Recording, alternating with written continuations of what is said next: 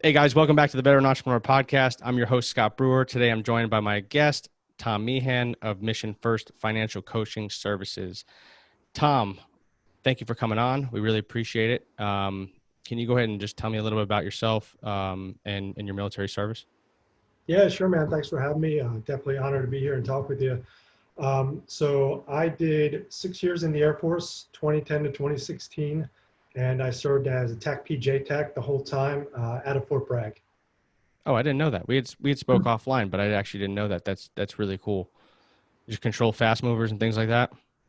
Yeah, everything, man. Just kind of depended on the mission and what was available to you, and um, so anything from fast movers to a B1 to ISR and just helos, anything that was available to support the mission. That's a pretty difficult school, isn't it? Yes. So it's a little bit weird because people, all they think about is like the physical stuff, right? All the meet these deadlines for ruck marches, or you have to complete this type of a PT test. And it actually just changed because everything got grouped into special warfare as opposed to just one career field at a time there. But it was also mental. So we had a lot of classroom work, a lot of stuff. Kind of building our mind around the basics of being a JTAC and understanding the progression of what we do, how we do it, and why we do it. Yeah, well, you guys are the enablers, man. Like you're on the ground, you have a JTAC with you, you know you're in good hands. Hopefully, right? If you have a good one, yeah, hopefully. Honestly, I haven't came across any that weren't good. I mean, they're all pretty gung ho, and they're all looking to go get some. You know what I mean? They're no, Yeah. they're not shy people. Let's put it that way. Yeah, no, we definitely have a certain amount of cowboys in the career field for sure. Yeah, without a doubt. That's a joint school, isn't it? Or not the TACP, but the JTAC school. Isn't that a joint school? So the one I went to, yeah, because you got CCTs, they go through a JTAC school too, Right. but sometimes they'll go through like the Army side of the house where they're, where like the Green Berets do their thing. Is it Um, just based on availability, or is it? Sorry. It's um, okay. so for me, when I got in, and they changed it now where the career field, you go on a direct path to become a JTAC right out of schoolhouse. You Gotcha. start that process. But when I came out, um, you began more as an apprentice, right? So it was what we called a ROMAD. So you would be a ROMAD, which was the apprentice. You learn the job. You're lined up and attached to a JTAC when you deploy, kind of just his helper doing what he needs to facilitate the mission.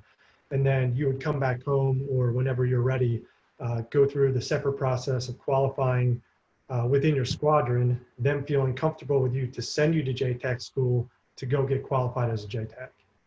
That's really interesting. I wonder why they would change that because that's actually a really good way to groom somebody and even see if they're, I guess, good material for that particular position. That's not an easy position to uphold. Yeah, I think part of the change probably was due to numbers, kind of the Okay. easy answer, but I think we were a critically manned career field for a long time. And so I think in efforts to try to not only increase the number of JTACs, but just in terms of like streamlining the schooling process, because so like I graduated and then I went to SEER and then I came back to my unit. I went to airborne along the way. It was just like you're kind of back and forth. And I think they're trying to streamline it. So when you get to your unit, you get into, the real down and dirty JTAC training. You've already had the schools and the qualification that you need. And now you can just focus on really honing your skills as a JTAC instead of like, okay, well, you've been here a couple months. Now we got to go send you away. And then you got to come back and then we'll train you up again. Then you got to go do this other thing. So I think they're trying to like limit the amount of stuff that goes on in between.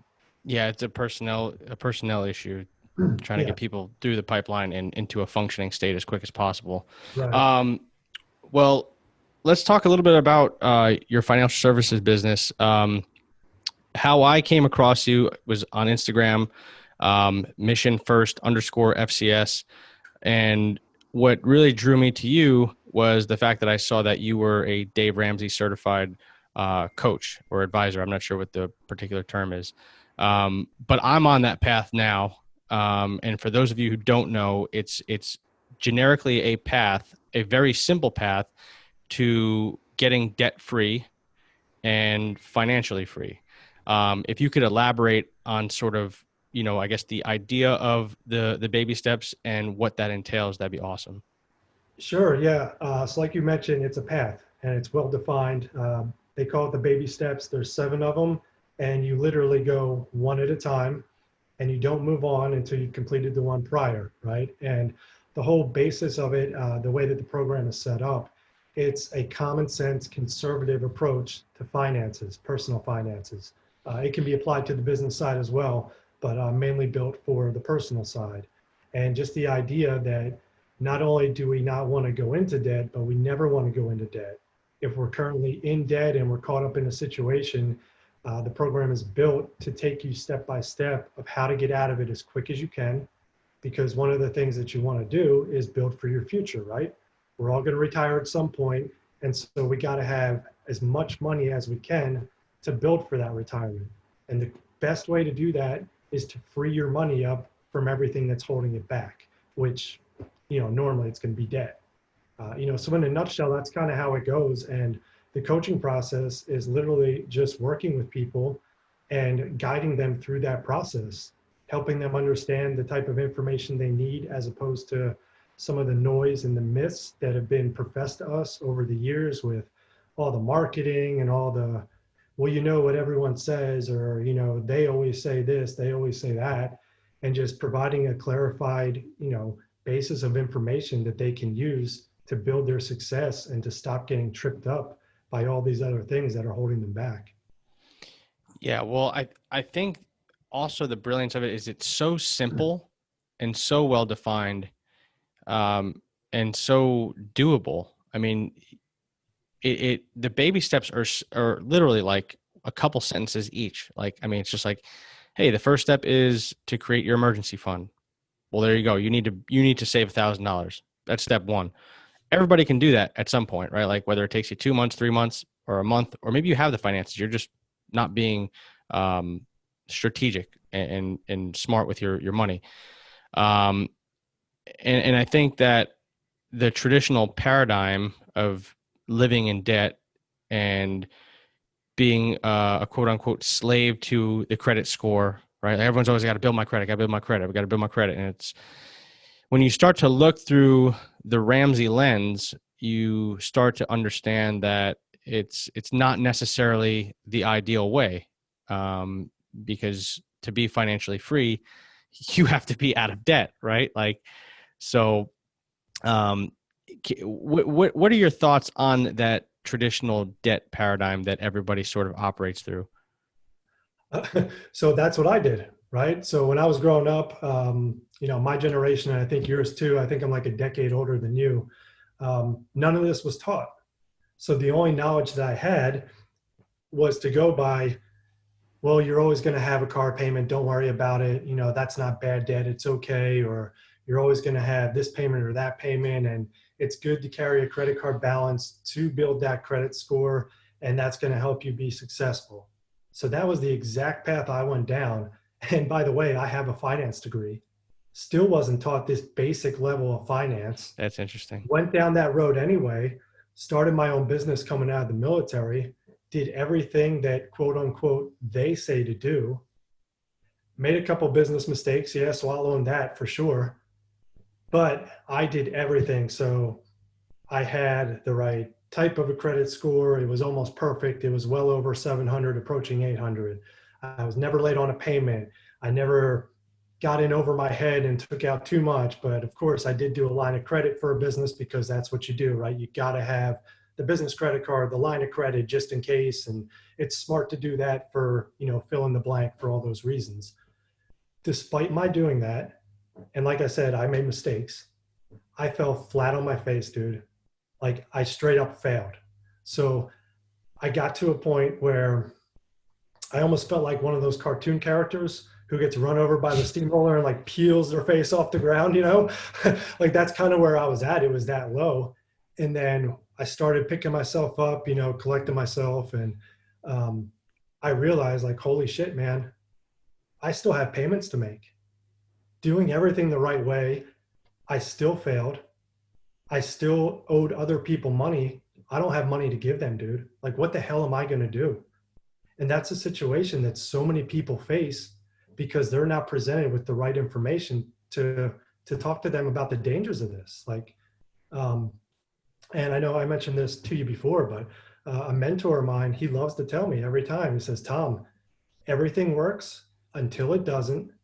And when doesn't shows up on your doorstep, are you going to be prepared to deal with that? And I wasn't.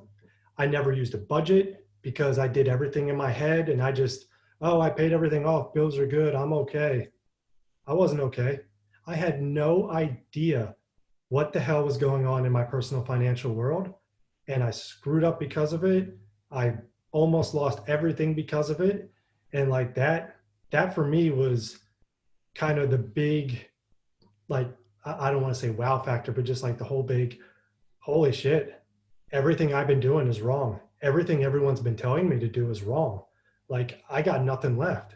There's no way you can tell me that doing things this way is going to lead to success because I'm living proof that it didn't. Well, yeah, I mean, and we had also talked about this prior, which is you can take that scenario and not have been a business owner, but then you're put in front of a pandemic, right? Right.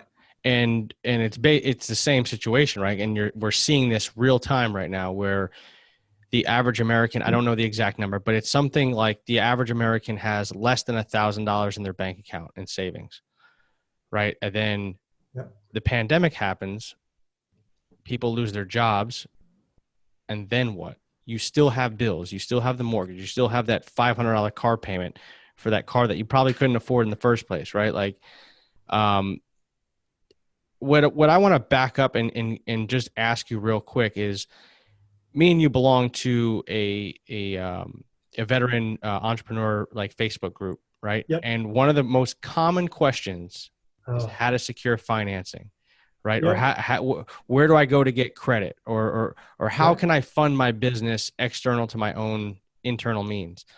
What do you say to that person, that entrepreneur? So I've said a couple of things. Has not been received well, by the way. So I just put that out there. So just overall, I try not to answer questions that aren't being asked of me, but just in like to address that situation. What I try to tell people is, first off, why? What are you doing that you need all of this money right now? Like, what is your business? What type of demand do you have? What type of market analysis have you done that's saying that if you do this, you're automatically going to be successful? Because think about it, when we're borrowing money from someone, whether it be for a business or personal or whatever, what are we like really doing? We're borrowing the idea that everything is going to go perfect in our business. Oh, I've got my business plan, I've got my business model, and I know exactly what I want to do. And maybe even like a couple of them have an exit strategy. So I've got everything in place. Everything is going to be awesome if I can only get the money. If I could just borrow money and if someone would just give me money, oh man, I'll be able to pay it off. And, you know, it's normal and my idea is amazing. So no way I'm going to fail. That's kind of the mindset that I come across is the idea, we're borrowing on the idea that our excitement is going to become like the perfect reality. Because as entrepreneurs, what do we do? We get ideas, we get excited, we want to share our passion with other people. And then when we start looking at it from a more realistic view, we find that there's certain hurdles that we're going to have to overcome incrementally. But we don't have the patience to do that. We want everything right now because this culture is a right now culture. Click and point, I want that right now. Okay, it'll be at your house in 2 days. And when we take that same approach with business, we're setting ourselves up for failure because we don't have the money to do that. So what I try to tell these people is stay as small as you can for as long as you can and allow your client demand to help you grow. So the entire time, so you can be using the baby steps for business, save an emergency fund. Like in business, you might hear it called retained earnings, right? So that's like your aside where if a COVID happens, you can continue paying your bills plus your employees because you plan for that, right? You have a separate percentage or whatever you want to do set aside just in case. Go ahead and do that. go ahead and take your time and grow your business the right way. Because especially as an entrepreneur, it's a learning process. I don't care how smart you think you are. Like, check it out, dude. Like, when I started my business, I had a finance degree. I had already finished my MBA. I still failed. I thought I was smarter than I was, and I wasn't. So the whole idea of entrepreneurship, it's exciting, but we got to be careful because we learn everything along the way. And I know you tried a business or two as well. You learned. You learned like, oh my God, man, I never even thought of something like that. But now you know, and you're not going to repeat that mistake. So why not slow down a little bit if you have this business idea, develop it the right way, put it out there, start reaching your target clients, and you might find out they're not interested. Maybe you have a separate dynamic of a group of people that want your product. Now you have to shift your product. Now you have to shift your advertising. Like, let your customers and let your clients dictate how you grow. Borrowing money is not going to bring people to you. That whole old, like the notion, if you build it, they will come. That's gone, dude. How many businesses are now 100% online? That notion is way gone. Like, that doesn't exist. So I'm actually glad you brought that up because I saw someone posted something about, I forget who it was, like, would you rather have a line of credit or a business credit card? Why? And I put in there like, neither. You know, I'd rather not owe anybody anything and build my business up with a lot of intentionality and just kind of one step at a time. And someone replied, I think it was either to me, either in like a private message or on that thread or whatever, you know, that sounds good in theory, but for my line of business, unless you have 400K of cash, that's not going to work. And in my mind, I'm reading that and I kind of chuckle. I was like, okay, you know, I get it. That wasn't the question that was asked. No problem. And then I started thinking, what the fuck do you have going on that you need 400 grand right now?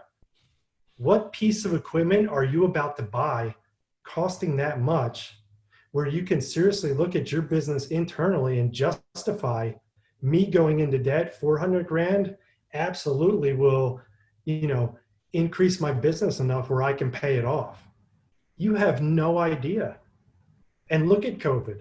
So, I mean, I've had someone argue with me, a younger person, and this was like months ago. Debt is such a great way to build wealth. Almost every business ever builds their wealth with debt. How do those businesses feel right now, dude? Half of them shut the fuck down. And all the ones that built their business on debt, guess what they still have? They still have payments. They still owe other people money because that's how they built their business. They built their business upon owing somebody else, as opposed to building their business more on what is the service you offer? What is your product? How are you going to get it to the people who you would like to help? Right? Because they wanted to do it so fast and they want to be first and they want to get their name out there. They set themselves up to be in a position where everything works until it doesn't.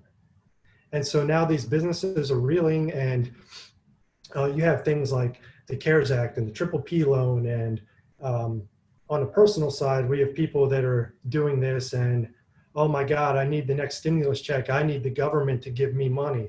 Hell no. I will never set up a business where I am dependent upon somebody else coming in to save the day. Especially as an entrepreneur, that's my freaking job. I'm supposed to build my business to be self-sustaining where I don't need to rely on those other people. And let's just say hypothetically down the road, if you or I get to a business point where we have employees, that's my responsibility to set up my business in a way where I can take care of these people. Like, I need to think ahead, and I don't want to build my business upon a wish that's attached to a loan. I want to do it the right way so that I protect myself, protect the business, and protect the people who trust me for employment, trust me potentially for healthcare that's going to take care of their family. Like, so that's the mindset that I'm in now. I don't want to let all these other people down. Or say, I mean, right now it's just me, and I think it's you and maybe one other person. I don't want to let the people that I'm trying to serve down. If I go out of business, I can't help them. And if I'm basing my business on all this old thinking, then I'm just going to fail again, and I deserve to fail. Do you think there's a time and place depending on the business and things to take out debt and No, utilize it to move forward? no. Are you referring kind of like debt leveraging sort of thing? Yeah, I mean, there obviously there are people out there that have been successful in doing that. Right. And I guess I'm trying to make the distinction to whoever's viewing and listening that those people are more so geared or in a position to be able to leverage that. And not so much the guy like yourself or I who probably don't have a lot of money. So there's a lot more risk factor, right? Like, um, there's like a lot of real estate investing. There's a lot of people that have made a lot of money doing that. And Mhm. granted, I'm sure there's a portion of them that have, fell or took a big hit during the pandemic. But by the same token, there's also people that have been widely successful and continue to be widely successful doing that. Um, but I think the point is that someone like you or I is not in the position to go ahead and take that path because that's a very, very dangerous path. Right. And so when we talk about leveraging debt, and you mention someone or some business is in a position to do that, what qualifies being in a position to do that? Well, I Like, think, oh, sorry. what metrics do they have to hit before they start thinking that way? I think, so there's people who have money, right? But they don't want to put their cash up. And so what they can do is like in real estate, you can basically put a down payment on a house of X amount of dollars, but not put out, let's say a total of 500 grand. Let's say they put 100 grand down. They know that house is going to appreciate to some degree. They've done the market research. They know the area. They know the schools. All those different metrics, and they know in 5-10 years they're going to be able to turn, I don't know, a $50,000 profit. But instead of having to put that cash out there and pull it back, they're going to basically borrow the rest, not tie up their cash so they can go and do this somewhere else. And most of these people who are that successful that are doing this have a large chunk of cash, or they're at least they're liquid, where they have other properties that are either paid for or whatever it is. And I guess that's the point that I'm trying to make, is that those people are in the position to maybe do that, and they're probably a lot more savvy than someone who's coming out of the military or coming out of college, et cetera. Right. So for those people looking at a situation that way, how do they know what the market's going to do in 10 years? How do they know that we don't have a situation like 2008, 2009, where the real estate bubble burst, everything went to shit, and people started foreclosing on their homes and asking for short sales, right? So there's possibility number one. We don't know what's going to happen in the future. Real estate investing, awesome, man. Pay cash. When you look at leveraging debt, I love that word leveraging, right? When you're borrowing money, who has leverage? You or the person that every single month you turn around and give your money to? Whoever's supplying it. Right. So you're building so-called success. Is it really success for you, or is it success for the other person until you pay them off? So look at the situation we're in now, right? Let's just say hypothetically, if you own 3 properties in addition to the one you're in now, right? So you've got your family home, but then you have 3 properties that you leveraged with debt. So this type of pandemic hits. We have 30 million people unemployed, 30 million people potentially unable to pay their rent to you. Now, I know within the CARES Act, there was that whole I forget Forbearance. how long, the forbearance, right? For people that are banking on the forbearance, how specific were the terms of that forbearance within the CARES Act? Because for people, just in case they don't know what forbearance is, so forbearance, it was almost like a pause on your payments, right? Yeah.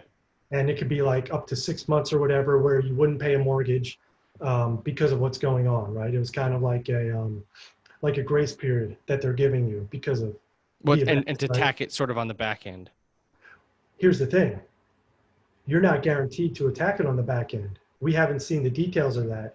Or Mm. maybe, I don't know if someone has and it just hasn't been put into print because of everything else going on. But the way a normal forbearance works is that, let's just say, for one of your properties, you do a forbearance for 3 months. On the fourth month, you owe all four payments at the same time. That is how a forbearance Oh, works. I didn't know that. That's interesting. So with the CARES Act or with all these forbearances that these people who are leveraging debt have, they're not getting any income from these people potentially unemployed. Maybe they can't pay them. How many of these properties, if the lenders decide or if the government decides, hey, we're going to leave details up to the lenders, we gave you that grace period, who's to say these lenders don't say, hey, you owe us everything right now? What the hell are all these people going to do at that point? Yeah, that would be that We'll would file not. that under unfortunate, right? Yeah, exactly. Exactly. So just, and it's cliche, but I would circle back to that. Yeah, that works until it doesn't. So take a look at, because I know we've kind of alluded to a couple people using this philosophy referred to as the OPM model, other people's money, right? You Right. don't want to risk what you have, so you'll risk other people's stuff. And there's a couple like prominent figures that have made their so-called fortune doing that, right? So someone like Grant Cardone, right? The 10X guy, live your life 10X. Um, he puts that image out there big time and he preaches it and sells books. And, there's pictures of him laying down on top of his limo in a Costanza pose. And he's got his private jet in the background. So I think it was roughly around March 23rd of this year, like right when COVID shutdowns were really coming and the market was taking a dive. He not fired, he laid off 80 of his team members. 44% of his team members were laid off without notice, so no warning about it. He paid them till the end of the month, so practically a week, right? No severance, no medical, like, continuation. And I don't know if this last part is true, but it was put out there. He told these employees that he laid off, if you have a problem with this, talk to my legal team. So then in addition to that, he comes out and he tells people regarding the market crash and the current situation, get all your money out of the market right now. That was at the bottom of the market crash. Like, do you know how many people would have lost their shirts doing that shit? And so like these people, these men or these women who everyone thinks so highly of, how much of their so-called lifestyle is legit? Because when you base your entire business and you base your entire life owing other people money, yeah, man, it works awesome, but only when the economy is awesome. And so that's why I like, Ramsey's method is his method. It's not like sequestered to just only works good during the good times. No, whether the economy is shit or whether the economy is good, you can succeed with that process. Like he's been preaching the same message the entire time and it works. Now, are you going to get rich quick? No, absolutely not. It's you're in it for the long haul as opposed to I got to leverage debt, I got to buy homes, I got to do this. No, like that's kind of the quick way. But he takes kind of like the tortoise and the hare approach, incremental, one step at a time to set you up for long-term success. Can you we've been talking about it a lot, but can you briefly just lay out what the 7 steps are, just so people who are listening who don't know can hear them? Sure. So baby step one, which you mentioned earlier, emergency fund, $1,000. Now, if you're in a situation where you're earning like poverty level wages, like below 24,000 or so, 500. Step two, pay off all the debt using the debt snowball method. Step three, you're going to beef up the emergency fund to a 3 to 6 months of your expenses after your debt is gone. And then step 4, 5, and 6 are kind of done at the same time. But step 4 being you're going to invest 15% of your household income towards retirement. Step 5, you're going to look at saving for college if you have kids. And then step 6, you're going to look at paying off your house early and getting rid of the mortgage. Step 7, the last step, is total financial freedom. And now you're looking at ways that you can give back and give generously to others because you found this success, and now you're at a point where you can do that. You can give back more. When you say debt snowball, again, Yep. that's an important concept within the process, because most people are going to go 1, 2, all right. What 2 is pay off your debt? Yep. 2's pay off your debt. So most people are gonna get through 1, and then they're gonna get through 2, and 2 is really the hard spot, right? Like, Yeah. because it takes dedication, it takes discipline, and it takes consistency. But the debt snowball is important, and there's a big delineation that needs to be made, which I'll kind of preface first, and I'll let you go, which is the idea of looking at debts and going, hey, I've got an interest ratio of this versus an interest ratio of this. This one might be a higher debt, and this one might be a lower debt. Which one do I prioritize, et cetera? Yeah, sure. And again, the traditional thinking is run the numbers by math and go with the highest interest rate first, right? And knock that out. But the debt snowball does the opposite. We take the smallest debt that you have and we label that number 1, and we go smallest to biggest debts by the amount owed, not the interest rate. And the thinking behind that is, the reason for that is it's not mathematics that got us into this situation. It's the habits that we have towards spending, the way that we look at money, our money behavior, our habits get us into these predicaments. So we need to start changing our habits. And one of the best ways to do that is to do behavior modification with success. You pay off that first debt, you feel great, you think, okay, that wasn't too bad. So now I can take that money, put it into the next one. Oh, well, that helps me get out of the next one quicker. That's pretty cool. Now I'm done with 2 debts. And you keep literally snowballing the amount of money that you have available to pay off these debts quicker than you probably would have going the other direction with it, right? So we've got to understand that paying off debt, we've got to associate that with a good feeling, with a feeling of accomplishment. And going smallest to biggest helps us do that.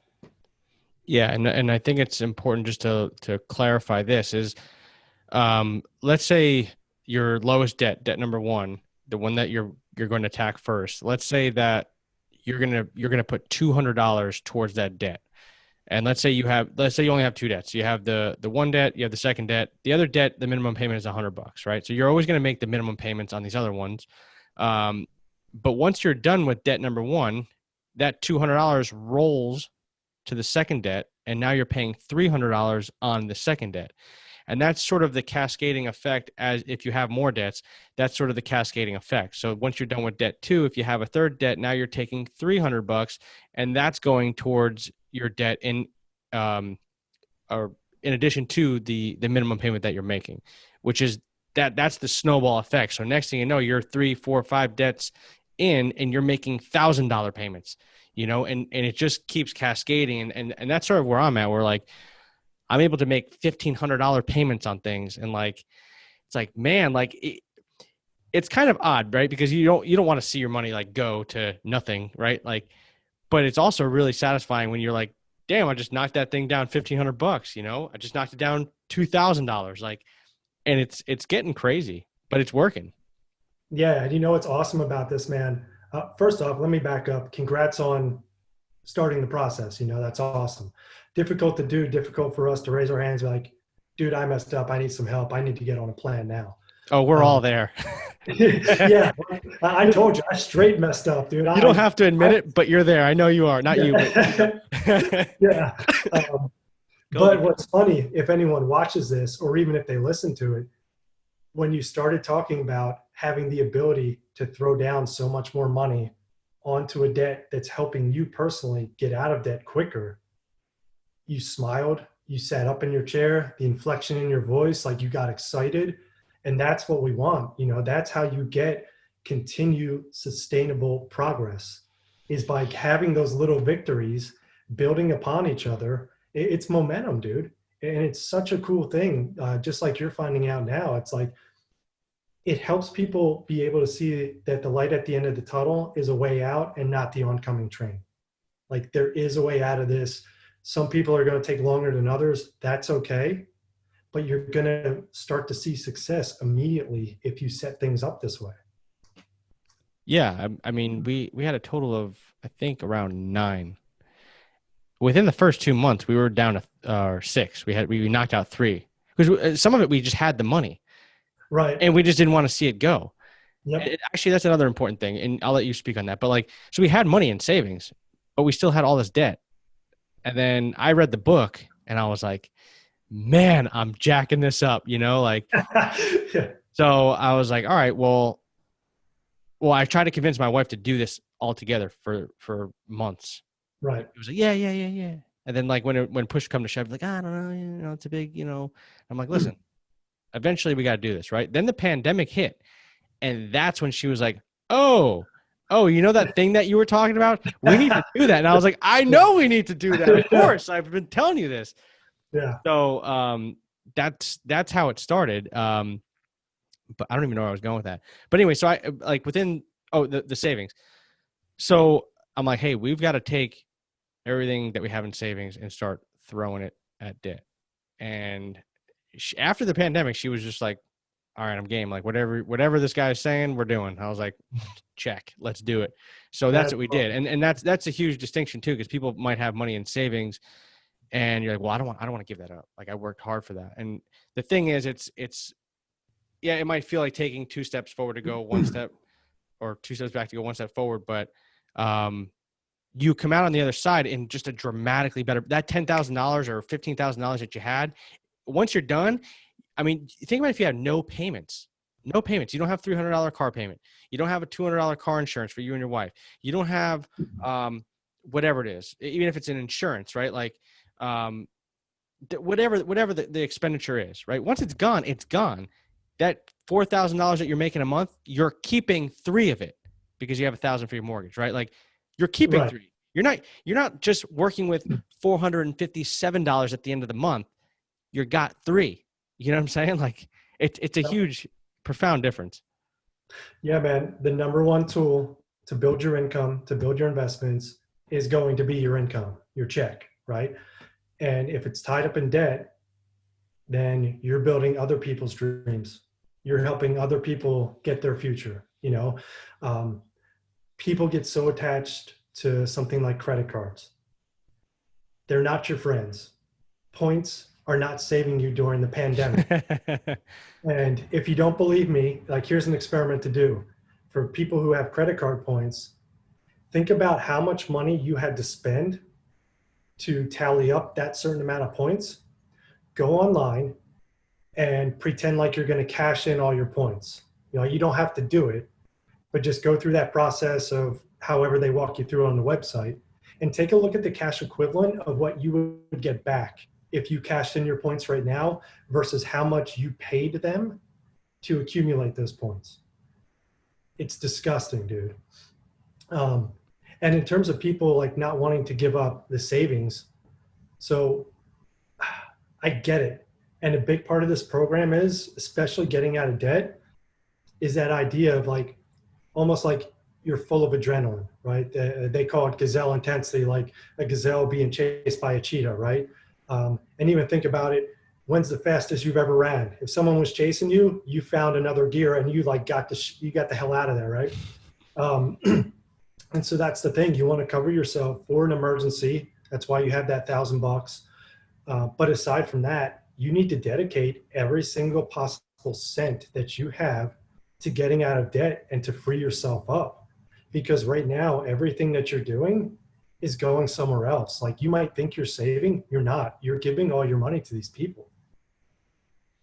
Yeah. Well, let's take the example. Let's say you had 15 grand in the bank account. Let's say it takes you a year and a half so you throw that at debt. It takes you a year and a half to get out of debt, right? Let's just say. And we'll take that $4,000 income, and let's say your mortgage is $1,000 and you're keeping 3. Well, 3 times 5 is 15. In 5 months, you've got 15 grand. But I mean, you know what I mean? Like it's ridiculous. That it's just saving $3 grand a month. People that are where we're at, like you can't, you're used to saving 200, 300, 400, maybe. Then you take some trip that you're not supposed to take because you really don't have the money for it anyway. And now you put on the credit card. So let's say you have 5 grand in the bank, but you got 15 grand in debt. Who cares about that 5 grand? It's nothing. You're owned Yeah, by the debt, you know? yeah, it's crazy, man. And it's, oh man, it's like, and that's part of what I try to do when I speak with people is help them to shift their mindset a little bit, because it's been beaten into us for so long that it's normal to live that way. It's normal to have that debt. It's normal to struggle. And depending which source you read, anywhere from 7 to 8 out of 10 people are literally living paycheck to paycheck. And if they're not stressed out with it, they think it's normal to do that. Dude, that's not normal. That's not even living. Like, you're straight surviving, bro. And if COVID shutdowns haven't like brought that to your attention, then you have, like, honestly, a quite impressive amount of denial that you're living in.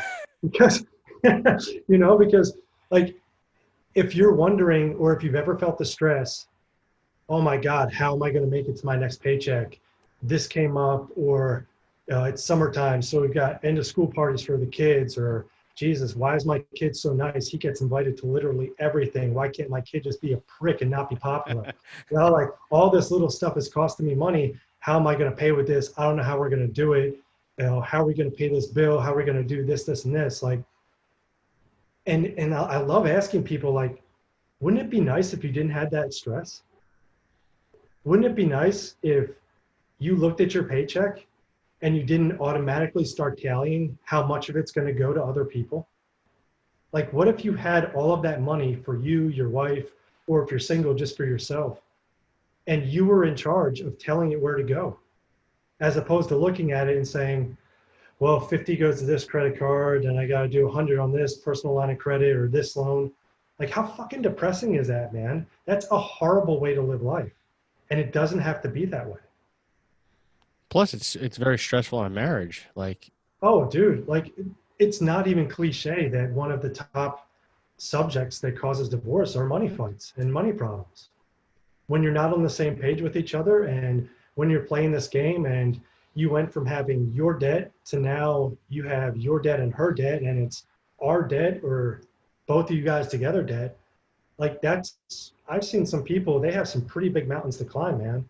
And if you're okay with that, or if you just don't know how to do it and you think that going into more debt is the answer, like, dude, you're in store for a horrendous life. Like, a life full of stress. Like, your life is just going to be pure shit, dude. And I know, because that's how I used to live, because I was normal. Like, I don't have that worry now, man. And I got to tell you, I'm not bragging about it. I have so much less stress. And I'll put it out there for everyone. So I was doing government contracting, going back and forth. Our contract got canceled. So as it sits right now, I'm looking for a job like so many other people. Um, the only payment that I have is my mortgage, dude. That's it. I don't know anybody else. Crap. So I'm looking at jobs because I'm taking some classes now too. But, like, dude, I can survive. Survival sucks. We just said that. But I can survive right now delivering pizzas. Like, that's the position I put myself in. Plus, I have an emergency fund. Plus, when I heard the contract was getting canceled, I went into store mode and I collected cash. Like, I'm going to be fine because I don't know anybody a goddamn thing. Like, I've positioned myself using this system to keep those people out of my life. It would be so easy to just swipe a card to cover a bill. But what is that worth in the long run, man? I'm not doing that anymore. well, the power of this cannot be understated. Um, why don't you tell people where they can find you? Because I think there's a lot of people that are in this position. They need that kick in the butt, and you're the guy. I mean, I've talked to a bunch of other financial people, and you're the guy that's preaching this message. And this is a message that resonates with me because I'm using this currently. And that's ultimately what drew me to you. Yeah, sure, man. So you mentioned Instagram. It's at Mission First, all one word, _FCS. Website, missionfirstfcs.com. You'll find me there. Facebook, same thing, missionfirst_FCS. You'll find my business page there. Feel free to email me.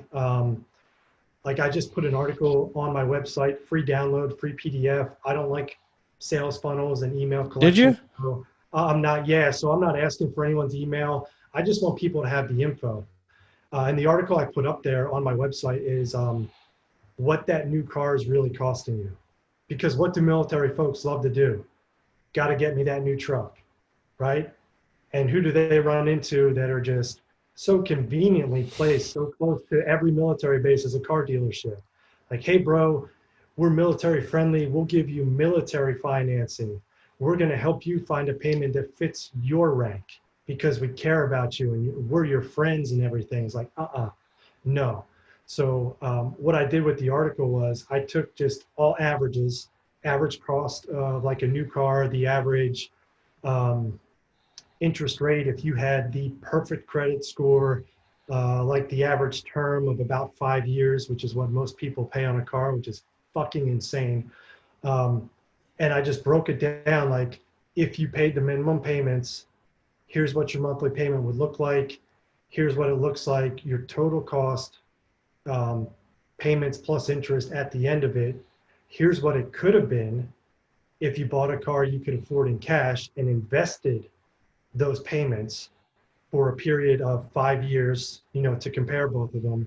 And Right. then I think I took it out to like 10 and 20. Like if you took a car payment and invested it using like a rate of return, like an index return, like S&P 500, just a very bare bones. If your investment followed the status of the market for 20 years, you could expect to have that much in your account, you know, because I think that's a big problem, man, is when I got out, and it's so funny because when Dakota Meyer was talking about it, I was just like, holy crap, I was that dude he's talking about, you know, pissed off at everything. People owe me shit. Um, but a big part of the issue, especially when it comes to finance for first term military folks and even people retiring, lack of education, man. They just don't know what they don't know because no one is telling them. No one's sitting them down and showing them a car example of the type of trouble they're going to get into. No one's sitting down and talking with them about the number of military folks who use the SNAP program. So for people who don't know what the SNAP program is, it's basically food stamps.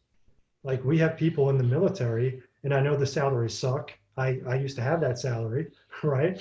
Um, but we have people in the military, single, married, married with kids. They can't fucking afford to put food on their table and eat.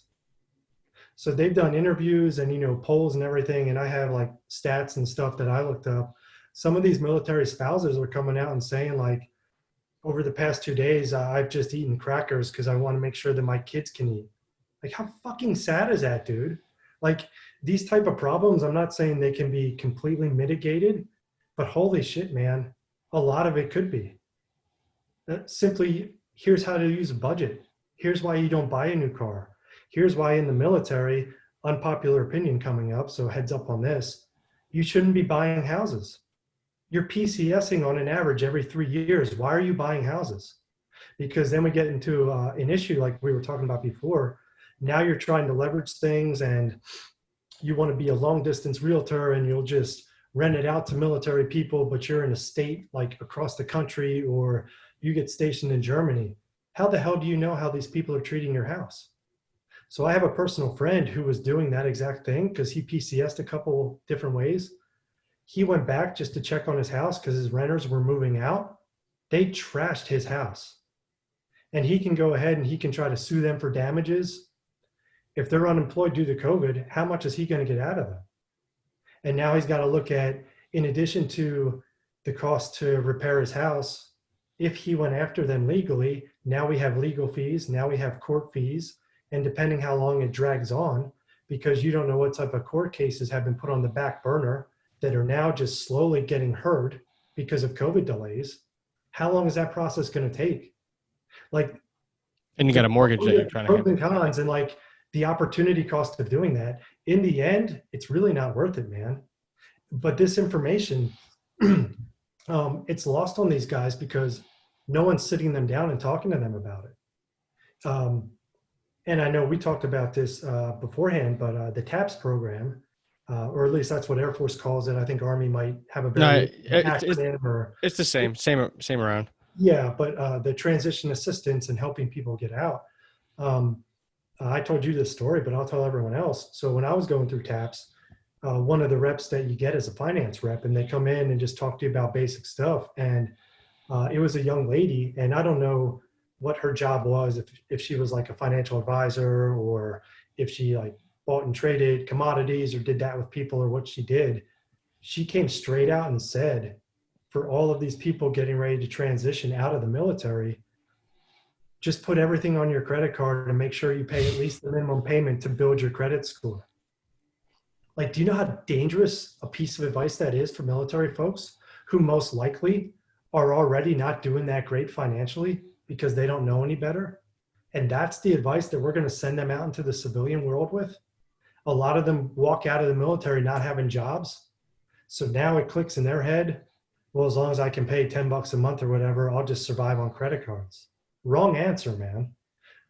So the whole thing, like lack of education, like we've got to help try to get these guys sped up. And, I'm hoping to do that.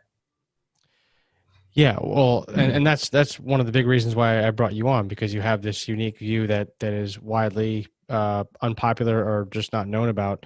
But the way I see it, like I would like to have you back on relatively frequently, because I think we can keep expanding upon this Dude, I would love it. and drive it home, and we can affect change. And that, I mean, not even to praise myself, because self-praise stinks, but that's what I'm trying to do with my platform. It's like I'm trying to create this all-inclusive platform that we can affect change, on a variety of topics that are facing the active duty population and the veteran community.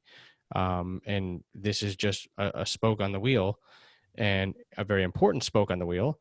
But yeah, so I mean, we will do more, barring that Oh man, you I want to would come love back. it. Yeah. Yeah, I'd be honored, man. Anytime you want, I'd be honored to sit and talk and discuss anything. Or if anyone like sends you a question about what we're talking about, then yeah, man, let's come back on and let's address it. And give me some time. We can work out like a real life example and just show people. But yeah, like that would be great. And like, dude, I'll tell you straight up, um, don't completely forego patting yourself on the back a little bit for what you're trying to do because you're trying to give back. The way that I see what you're doing and what I'm trying to do is it's going to sound kind of cheesy, maybe a little bit, but I'm trying to serve the servants, people who sign up and volunteer to serve their country. They're not getting, in my opinion, the correct information to set them up for success. One of the polls that I looked at, why is it that military retirees with a pension, over 20% of them admitted during this poll or whatever was taken, they have $500 or less to their name?